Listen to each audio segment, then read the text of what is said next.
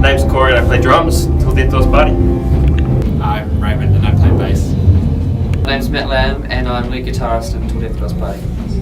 My name's Jenky and I do rhythm guitar and clean vocals. I'm Jesse and I'm the lead vocalist. I used to do screams. Yeah.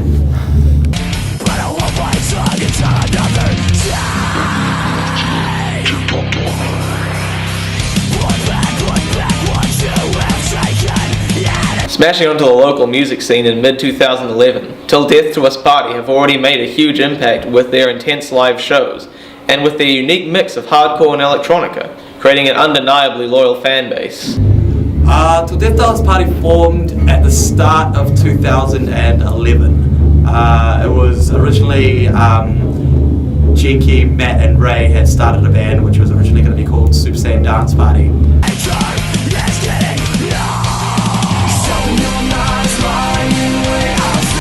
Ray and I have been trying to form a band for some time and nothing really worked, and then we met up with Matt a few years later after school and he kind of gotten into the genre and he loved playing it and played guitar, so we were like, yeah, let's start something.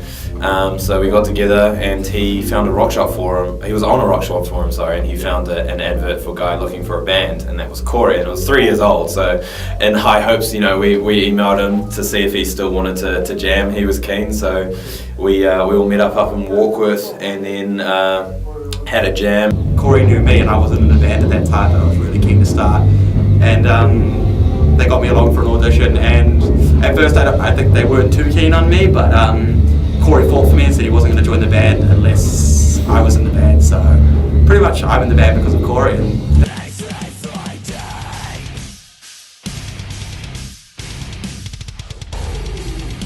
I think we're a lot different to anything else that's around in New Zealand, at least. We're like, even for metalcore bands, I think we're a lot different to what's around here. And there's a lot of the heavier hardcore around, which we're not. I guess that's why, because we're a little bit different. Yeah. Oh, we try to do something different with every song. Each song is our little baby, and we really try to bring something different to each song. So we really hope that comes across, when people listen to our music, So we've got quite a variety of songs.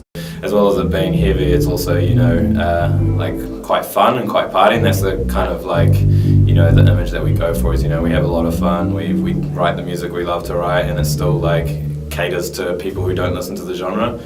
I think it's really cool what they're doing. They've done pretty good for the music scene in Auckland, and yeah, I know heaps of people who are into their stuff, and I am, so it's cool.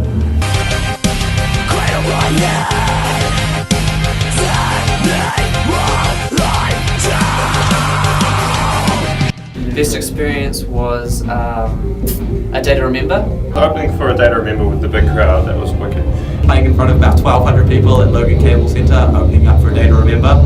That was a great day. We got treated like royalty. We had our own changing rooms, got a rider, had beer, Pepsi, water, all that sort of stuff, it was great. And that feeling when you walk out onto the stage that's just covered in smoke and there's 1,500 people standing in front of you like screaming. They don't care who you are, like they just want to hear music. Also playing with Ian Shikari, that was awesome, and going and partying with them afterwards, it's always a perk, and going and meeting and hanging out with bands that you play with, so that was definitely one of the high points of being in the band for sure. Also releasing our album was pretty up there. That first week with sales just went real good, lots of good feedback. Probably the best thing was when we released our album and the week it came out, it got to number 9 on the New Zealand album charts. Releasing the album was cool, because this is my first proper band as well, and it's just a bit of a buzz seeing CD on the shelves.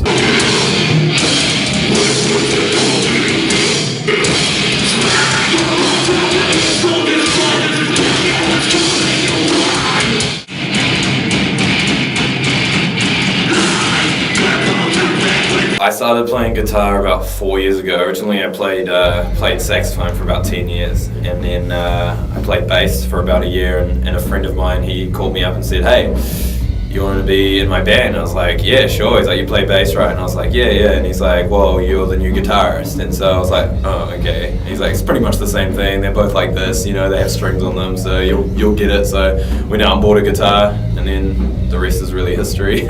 I started playing when I was about 15, and kind of on and off for a bit, and I started taking it really seriously in my last year of school, in 7th form. So since then I've been pretty dedicated, and I knew that I wanted to be in a band. I was about 9 because my parents bought me my drum kit, or my first drum kit, and then I played on and off until just before I joined the band. I already bought myself a new drum kit, and I decided to pick it up properly and start playing. So about 3 years I've been playing steady.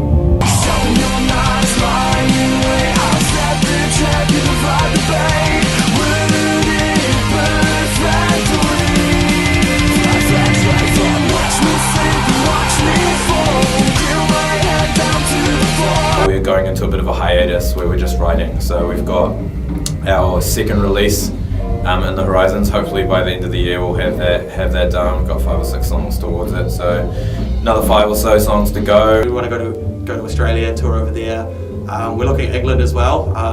We want to kind of skip America and go somewhere else. Just kind of rep our music more and expand our fan base, I think, would be a massive goal of ours. Just to get more people listening to our music, and more people along to shows would be awesome. Their EP album Headlights has been doing well in New Zealand, with lots of great reviews recorded with Jimmy Wong at Justice Studios. This band is one to look out for in the next following years.